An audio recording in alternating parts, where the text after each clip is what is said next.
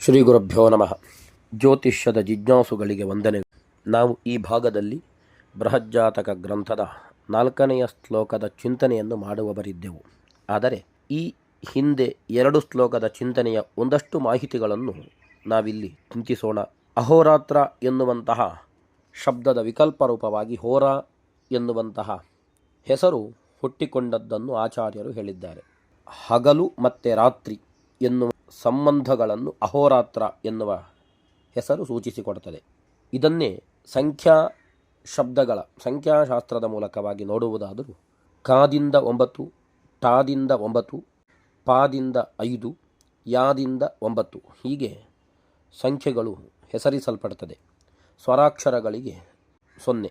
ಈ ಪ್ರಕಾರವಾಗಿಯೂ ಕೂಡ ಅಹೋರಾತ್ರ ಎನ್ನುವ ಶಬ್ದ ಆ ಎಂದರೆ 0, ಹ ಎಂದರೆ 8, ರಾ ಎಂದರೆ 2, ತ್ರ ಎನ್ನುವ ಅಕ್ಷರದ ಕೊನೆಯ ಭಾಗದಲ್ಲಿ ರಕಾರ ಇರುವುದರಿಂದ 2, ಹೀಗೆ 12 ಸಂಖ್ಯೆಯನ್ನು ಅದು ಸೂಚಿಸುತ್ತದೆ.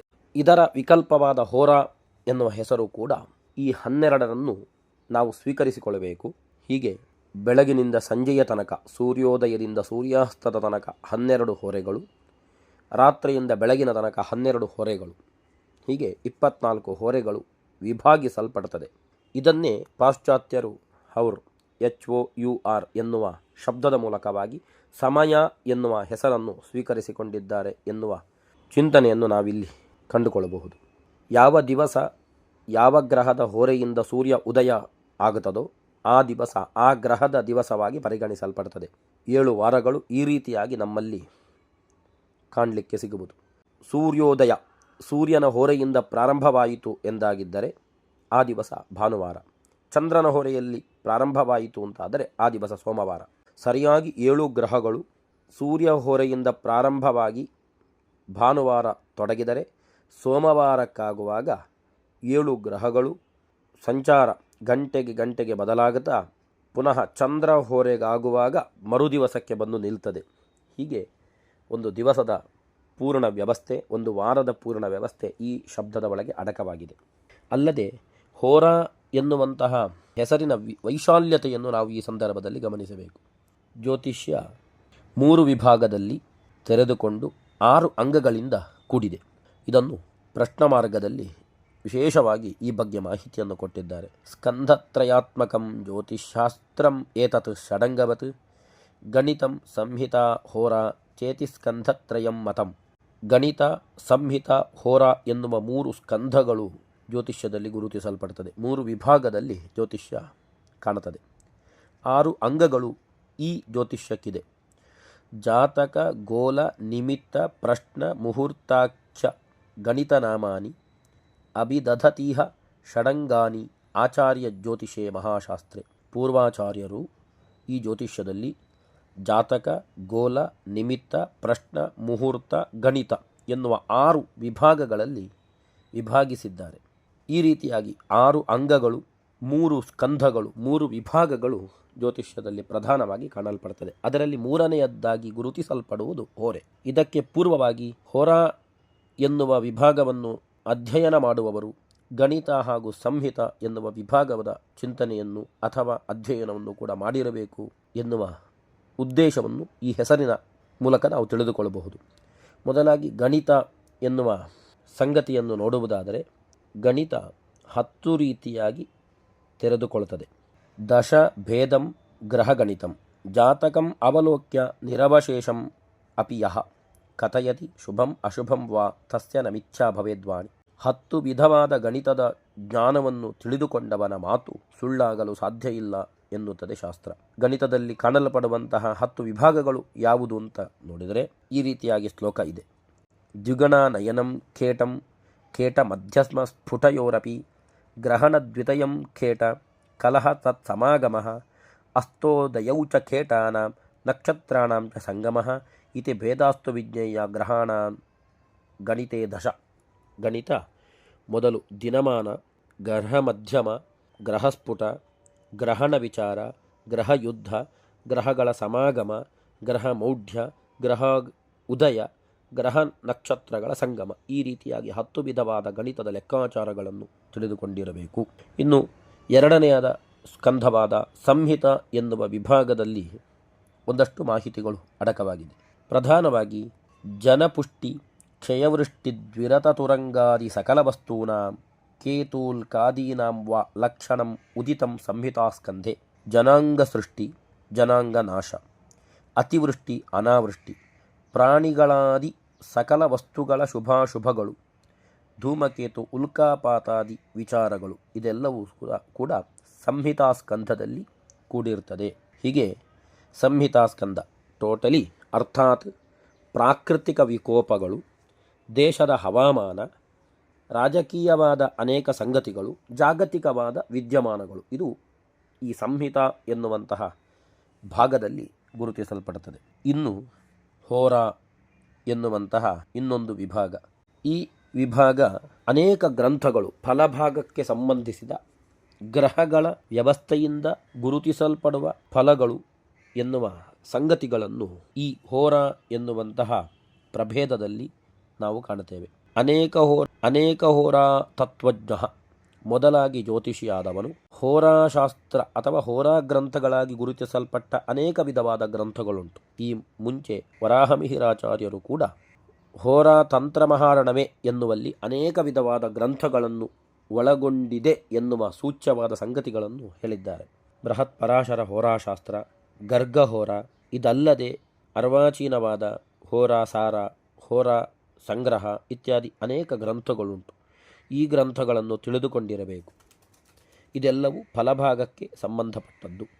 ವ್ಯಕ್ತಿಯ ಜಾತಕದ ಚಿಂತನೆಗೆ ಸಂಬಂಧಪಟ್ಟು ಆ ವ್ಯಕ್ತಿಯ ಪೂರ್ವ ಕರ್ಮಫಲಗಳು, ಪೂರ್ವಜನ್ಮದ ಕರ್ಮಫಲಗಳನ್ನು ಇದು ವಿಸ್ತಾರವಾಗಿ ಗ್ರಹಗಳ ವ್ಯತ್ಯಾಸದ ಸ್ಥಿತಿಯಿಂದ ತಿಳಿಸಿಕೊಡುತ್ತದೆ ಎನ್ನುವುದಾಗಿ. ಪಂಚಸಿದ್ಧಾಂತ ಕೋವಿದ, ಪಂಚಸಿದ್ಧಾಂತವನ್ನು ಆತ ತಿಳಿದುಕೊಂಡಿರಬೇಕು. ಬ್ರಾಹ್ಮ, ಸೌರ, ವಾಸಿಷ್ಠ, ರೋಮಶ, ಪೌಲಿಶ ಎನ್ನುವಂತಹ 5 ಸಿದ್ಧಾಂತಗಳನ್ನು ಆತ ತಿಳಿದುಕೊಂಡಿರಬೇಕು. ಊಹಾಪೋಹಪಟುವಾಗಿರಬೇಕು. ಸಿದ್ಧಮಂತ್ರೋ ಜಾನಾತಿ ಜಾತಕಂ, ಸಿದ್ಧಮಂತ್ರ ಗುರೂಪದೇಶದಿಂದ ಒಂದು ಮಂತ್ರವನ್ನು ಸ್ವೀಕರಿಸಿ ಆ ಮಂತ್ರದಲ್ಲಿ ಸಿದ್ಧಿಯನ್ನು ಹೊಂದಿರಬೇಕು. ಅದಕ್ಕಾಗಿಯೇ ವರಾಹಮಿಹಿರಾಚಾರ್ಯರು ಗ್ರಂಥದ ಪ್ರಾರಂಭವನ್ನು ಸೂರ್ಯನ ಸ್ತೋತ್ರ, ಸೂರ್ಯನ ಮಂತ್ರದ ಮೂಲಕವಾಗಿ ಪ್ರಾರಂಭಿಸಿದ್ದಾರೆ. ಹಾಗೆ ಅನೇಕ ವಿಧವಾದಂತಹ ಹೋರಾ ಗ್ರಂಥಗಳು ಫಲಭಾಗದಲ್ಲಿ ಕೂಡಿರುವುದರಿಂದ ಈ ಶಾಸ್ತ್ರಕ್ಕೆ ಹೋರಾಶಾಸ್ತ್ರ ಎನ್ನುವುದ ಸಾಂಕೇತಿಕವಾದ ಅರ್ಥವನ್ನು ಕೂಡ ಕಂಡುಕೊಳ್ಳಬಹುದು. ಮೊದಲಾಗಿ ದಿನದ ವ್ಯವಸ್ಥೆಯಲ್ಲಿ ಈ ಹೆಸರು ಒಳಪಟ್ಟಿದೆ. ಇನ್ನೊಂದು ರೀತಿಯಲ್ಲಿ ಜಾತಕದ ಮೂಲಕ ವ್ಯಕ್ತಿಯ ಜನ್ಮಾರ್ಜಿತವಾದಂತಹ ಸಂಗತಿಗಳನ್ನು ಕೂಡ ಈ ಗ್ರಂಥ ಹೇಳುತ್ತದೆ ಎನ್ನುವ ಕಾರಣಕ್ಕಾಗಿಯೂ ಕೂಡ ಇದು ಹೋರಾಶಾಸ್ತ್ರ ಎನ್ನುವುದಾಗಿ ಕರೆಯಿಸಿಕೊಳ್ಳುತ್ತದೆ. ಪೂರ್ವ ಜನ್ಮಾರ್ಜಿತಂ ಕರ್ಮ ಶುಭಂ ವಾ ಯದಿವಾ ಶುಭಂ ತಸ್ಯ ಭಕ್ತಿಂ ಗ್ರಹಾಃ ಸರ್ವೇ ಸೂಚಯಂತೀಹ ಜನ್ಮನಿ. ಗ್ರಹಗಳು ಪೂರ್ವಜನ್ಮಾರ್ಜಿತವಾದಂತಹ ಶುಭ ಅಶುಭ ಕರ್ಮಗಳನ್ನು ಸೂಚಿಸಿಕೊಡುತ್ತದೆ ಎನ್ನುವ ಸಂಗತಿಯನ್ನು ಹೇಳಿ, ಸುಖ ದುಃಖ ಕರಂ ಕರ್ಮ ಶುಭಾಶುಭ ಮುಹೂರ್ತಜಂ ಜನ್ಮಾಂತರೇಪಿ ತತ್ ಕುರ್ಯಾತ್ ಫಲಂ ತಸ್ಮಾನ್ವಯೇಪಿವ. ತಾನು ಮಾಡಿದ ಪೂರ್ವಜನ್ಮದ ಶುಭಾಶುಭಗಳು ಮಾತ್ರವಲ್ಲದೆ ತನ್ನ ವಂಶಜರು ಮಾಡಿದ ಫಲವನ್ನು ಕೂಡ ಅನುಭವಿಸಬೇಕಾಗುತ್ತದೆ ಎನ್ನುವುದಾಗಿ ಫಲಜ್ಯೋತಿಷ್ಯವಾದಂತಹ ಗ್ರಂಥಗಳಲ್ಲಿ ಮಾತುಗಳು ಸಿಗುತ್ತದೆ. ಇದನ್ನೇ ಆಚಾರ್ಯರು ಕರ್ಮಾರ್ಜಿತಂ ಪೂರ್ವ ಭವೇಸದಾದಿ ಎನ್ನುವುದಾಗಿ ನಮ್ಮ ಹಿರಿಯರು ಮಾಡಿದ ಕರ್ಮಗಳನ್ನು ಕೂಡ ತಾನು ಅನುಭವಿಸಬೇಕಾಗುತ್ತದೆ ಎನ್ನುವ ಸಂಗತಿಗಳನ್ನು ಸೂಚ್ಯವಾಗಿ ತಿಳಿಸಿಕೊಟ್ಟಿದ್ದಾರೆ.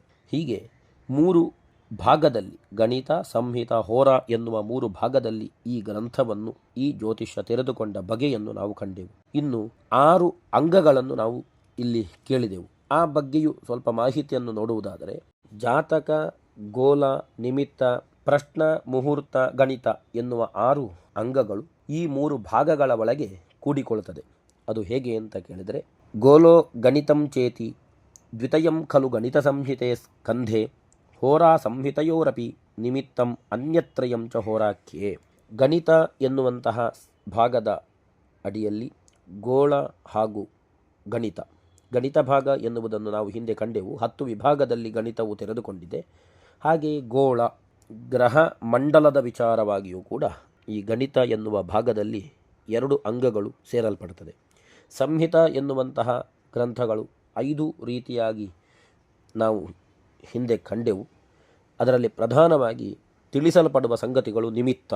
ಇದು ಇಲ್ಲಿಗೆ 3 ಅಂಗಗಳು ಆಯಿತು. ಇನ್ನು 3 ಅಂಗಗಳು ಹೋರ ಎನ್ನುವ ಪ್ರಭೇದದ ಅಡಿಯಲ್ಲಿ ಸೇರಿಕೊಳ್ಳುತ್ತದೆ. ಜಾತಕ, ಪ್ರಶ್ನ, ಮುಹೂರ್ತ, ಹೀಗೆ 6 ಅಂಗಗಳು 3 ಭಾಗಗಳ ಅಡಿಯಲ್ಲಿ ಪ್ರವರ್ತಿತವಾಗುತ್ತದೆ ಎನ್ನುವ ಸಂಗತಿಯನ್ನು ತಿಳಿಸಿಕೊಡ್ತಾರೆ. ಹೀಗೆ ಹೋರಾಶಾಸ್ತ್ರ ಎನ್ನುವುದಕ್ಕೆ ಈ ಗ್ರಂಥ ಬರೆಯಲ್ಪಟ್ಟಿತು ಅಂತ ಕೇಳಿದರೆ ಈ ಎಲ್ಲ ಮಾಹಿತಿಗಳನ್ನು ಕೂಡ ಸೂಚ್ಯವಾಗಿ ಈ ಗ್ರಂಥದ ಒಳಗೆ ಹೇಳಿಕೊಂಡು ಹೋಗುತ್ತಾರೆ. ಅದಕ್ಕೋಸ್ಕರವೇ ಭೂಯೋಭಿ ಪಟುಬುದ್ಧಿಭಿ ಪಟುಧಿಯಾಂ ಹೋರಾ ಫಲಜಪ್ತಯೇ. ಈ ಹೋರಾ ಫಲ ಜಾತಕದ ಸಮಗ್ರ ಫಲಾಫಲ ಚಿಂತನೆಯನ್ನು ಮಾಡಬೇಕಾದರೆ ಎಷ್ಟು ಬುದ್ಧಿವಂತರಾದರೂ ಕೂಡ ಅವರು ಎಡವುವ ಸಂಭವವಿದೆ. ಅದಕ್ಕೋಸ್ಕರವಾಗಿ ಆ ಎಡವದೇ ಇರುವ ಕಾರಣಕ್ಕಾಗಿ ಈ ಹೋರಾಶಾಸ್ತ್ರ ಎನ್ನುವ ನೌಕೆಯನ್ನು ನಿರ್ಮಿಸುವಲ್ಲಿದ್ದೇನೆ ಎನ್ನುವುದಾಗಿ ಆಚಾರ್ಯರು ಹೇಳುತ್ತಾರೆ. ಇದನ್ನೇ ಅನ್ಯ ಗ್ರಂಥಗಳಲ್ಲಿ, ಪ್ರಶ್ನಮಾರ್ಗಾದಿ ಗ್ರಂಥಗಳಲ್ಲಿಯೂ ಈ ಹೋರಾ ಬೃಹಜ್ಜಾತಕ ವರಾಹಮಿಹಿರಾಚಾರ್ಯರ ಬೃಹಜ್ಜಾತಕದ ಗೌರವವನ್ನು ನಾವು ಕಾಣುತ್ತೇವೆ. ಸ್ವಲ್ಪ ಯಥಾರ್ಥ ಬಹುಲಾಚ ವರಾಹ ಹೋರಾ ತಸ್ಯ ಪುನಃ ಪಟುಧಿಯಾಮಪಿ ದುರ್ಗಮೂರ್ತಃ. ವರಾಹಮಿಹಿರಾಚಾರ್ಯರ ಹೋರಾಶಾಸ್ತ್ರವು ಸ್ವಲ್ಪವಾಗಿ ನಿರೂಪಿಸಲ್ಪಟ್ಟಿದ್ದರೂ ಬಹುವಾದ ಅರ್ಥಗರ್ಭಿತವಾಗಿದೆ. ಅತ್ಯಂತ ಬುದ್ಧಿಶಾಲಿಗಳು ಕೂಡ ಇದರ ಅರ್ಥವನ್ನು ತಿಳಿದುಕೊಳ್ಳುವಲ್ಲಿ ಸೋಲ್ತಾರೆ. ಅದಕ್ಕೋಸ್ಕರ ಈ ಬೃಹಜ್ಜಾತಕಕ್ಕೆ ಬರೆಯಲ್ಪಟ್ಟ ಭಟ್ಟೋತ್ಪಲಾದಿ ದಶಾಧ್ಯಾಯಾದಿ ಟೀಕೆಗಳನ್ನು ಅವಲಂಬಿಸಬೇಕು ಎನ್ನುವುದಾಗಿ ಅನ್ಯ ಗ್ರಂಥಗಳಲ್ಲಿ ನಾವು ಕಾಣುತ್ತೇವೆ. ಅಲ್ಲದೆ ಒಬ್ಬ ಜ್ಯೋತಿಷಿಯಾದವನಿಗೆ ಹೋರಾಂ ವರಾಹಮಿಹಿರಾಸ್ಯ ವಿನಿಸ್ತೃತಾಂ ಯೇ ಮಾಲಾಮಿವಾಂ ದಧತಿ ಕಂಠವಿಧಸ್ವ ಕಂಠೆ, ಹೇಗೆ ಒಂದು ಮಾಲೆ ಕಂಠದಲ್ಲಿ ಶೋಭಿಸಲ್ಪಡ್ತದೋ ಅದೇ ರೀತಿಯಾಗಿ ದೈವಜ್ಞನಿಗೆ ಯಾವ ಮಾಲೆ ಅಂತ ಕೇಳಿದರೆ ಅದು ಈ ವರಾಹಮಿಹಿರ ಕೃತ ಬೃಹಜ್ಜಾತಕ ಎನ್ನುವ ಗ್ರಂಥವೇ ಮಾಲೆಯಾಗಿ ದೈವಜ್ಞನಿಗೆ ಶೋಭಿಸಲ್ಪಡುತ್ತದೆ. ನಾವಿವತ್ತು ಜ್ಯೋತಿಷ್ಯ ಎಂದರೆ ಬಹಳಷ್ಟು ಸುಲಭದ ಸಂಗತಿ.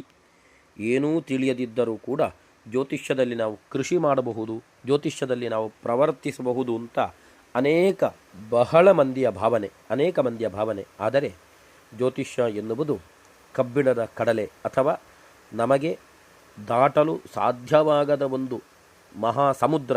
ಹೇಗೆ ವರಾಹಮಿಹಿರಾಚಾರ್ಯರು ಹೇಳಿದರು ಹಾಗೆ ಅದಕ್ಕೆ ಒಂದು ನೌಕೆ ಬೇಕಾಗುತ್ತದೆ. ಆ ನೌಕೆಯ ರೀತಿಯಲ್ಲಿ ಗ್ರಂಥಗಳು ಪ್ರಧಾನವಾಗಿ ಬೃಹಜ್ಜಾತಕ ವ್ಯವಹರಿಸಲ್ಪಟ್ಟಿದೆ. ಇದಕ್ಕೆ ಹೋರಾಶಾಸ್ತ್ರ ಎನ್ನುವ ಫಲಭಾಗವೂ ಇಲ್ಲಿ ಕೂಡಿದೆ. ಆದ್ದರಿಂದ ಜ್ಯೋತಿಷ್ಯ ಚಿಂತನೆ, ಫಲಾಫಲ ಚಿಂತನೆ ಎನ್ನುವುದು ಅಷ್ಟು ಸುಲಭದ ಸಂಗತಿಯಲ್ಲ. ಒಂದು ದಿವಸದಲ್ಲಿ ಜ್ಯೋತಿಷ್ಯ ಕಲಿಯಿರಿ, ಒಂದು ತಿಂಗಳಿನಲ್ಲಿ ಜ್ಯೋತಿಷ್ಯ ಕಲಿಯಿರಿ ಎನ್ನುವ ಅನೇಕ ಫಲಕಗಳನ್ನು ಕಂಡಿರುತ್ತೀರಿ. ಆದರೆ ಅದು ಅಷ್ಟು ಸುಲಭ ಅಲ್ಲ ಎನ್ನುವುದು ಪೂರ್ವಾಚಾರ್ಯರ ಮಾಹಿತಿಗಳಿಂದ ನಾವು ತಿಳಿದುಕೊಳ್ಳಬಹುದು. ಈ ಜ್ಯೋತಿಷ್ಯ ಎನ್ನುವುದು ವೇದಕ್ಕೆ ಸಂಬಂಧಪಟ್ಟ ಸಂಗತಿ. ಆದ್ದರಿಂದ ಇದು ಅಷ್ಟು ಸುಲಭದಲ್ಲಿ ತಿಳಿದುಕೊಳ್ಳುವುದು ಕಷ್ಟ. ಯಾಕೆ ಅಂತ ಕೇಳಿದರೆ ವೇದರಾಶಿಯನ್ನು 6 ಅಂಗಗಳಿಂದ ವೇದವನ್ನು ಅಧ್ಯಯನ ಮಾಡಬೇಕು ಅಂತ ಶಾಸ್ತ್ರ ಹೇಳುತ್ತದೆ. ಜ್ಯೋತಿಃಕಲ್ಪೋ ನಿರುಕ್ತಂಚ ಶಿಕ್ಷಾ ವ್ಯಾಕರಣಂ ತಥಾ ಛಂದೋ ವಿಚತಿರೇತಾನಿ ಷಡಂಗಾನಿ ವಿದುಶ್ರುತೇ. ಜ್ಯೋತಿಷ್ಯ ಎನ್ನುವುದು ಆ 6 ಅಂಗಗಳಲ್ಲಿ ಮೊದಲ ಸ್ಥಾನ.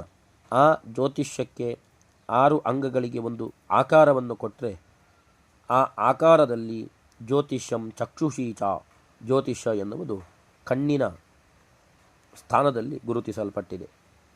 ಆದ್ದರಿಂದ ವೇದಸ್ಯ ಚಕ್ಷು ಕಿಲ ಶಾಸ್ತ್ರಮೇತತ್ ಪ್ರಧಾನತಾಂಗೇಶು ತಥೋಸ್ಯ ಯುಕ್ತ ಎನ್ನುವುದಾಗಿ ವೇದಪುರುಷನ ಕಣ್ಣಿನ ಭಾಗದಲ್ಲಿ ಈ ಗ್ರಂಥ ಅಥವಾ ಜ್ಯೋತಿಷ್ಯ ಎನ್ನುವ ಶಾಸ್ತ್ರ ಇರುವುದರಿಂದ ಅಷ್ಟು ಸುಲಭದಲ್ಲಿ ಇದನ್ನು ಅಧ್ಯಯನ ಮಾಡಲಿಕ್ಕೆ ಸಾಧ್ಯ ಇಲ್ಲ. ಅದಕ್ಕೆ ದೇವತಾ ಅನುಗ್ರಹ ಹಾಗೂ ಅಧ್ಯಯನದ ಆಸಕ್ತಿ ಬೇಕಾಗುತ್ತದೆ ಎನ್ನುವ ಕಾರಣಕ್ಕಾಗಿ ಈ 2 ಶ್ಲೋಕಗಳು, ಭೂಯೋಭಿಹಿ ಪಟುಬುದ್ಧಿಭಿಹಿ ಎನ್ನುವ ಶ್ಲೋಕವು, ಹಾಗೆಯೇ ಈ ಹೋರೇತ್ಯ ಹೋರಾತ್ರ ವಿಕಲ್ಪಮೇಖೆ ಎನ್ನುವಂತಹ 2 ಶ್ಲೋಕದಲ್ಲಿ ಆಚಾರ್ಯರು ಇದರ ವೈಶಾಲ್ಯತೆಯನ್ನು, ಇದರ ಗಾಂಭೀರ್ಯತೆಯನ್ನು ತೆರೆದುಕೊಟ್ಟಿದ್ದಾರೆ. ಇದನ್ನು ಅವಲೋಕಿಸುವ ಮೂಲಕ ಇದರ ಚಿಂತನೆಯನ್ನು, ಮಹತ್ವಪೂರ್ಣವಾದ ಇದರ ಜ್ಯೋತಿಷ್ಯದ ವ್ಯವಸ್ಥೆಯನ್ನು ಕಂಡುಕೊಂಡು ಇನ್ನು ಮುಂದಿನ ಭಾಗಕ್ಕೆ ನಾವು ಪ್ರವೇಶಿಸೋಣ. ಎಲ್ಲರಿಗೂ ಮಂಗಳವಾಗಲಿ.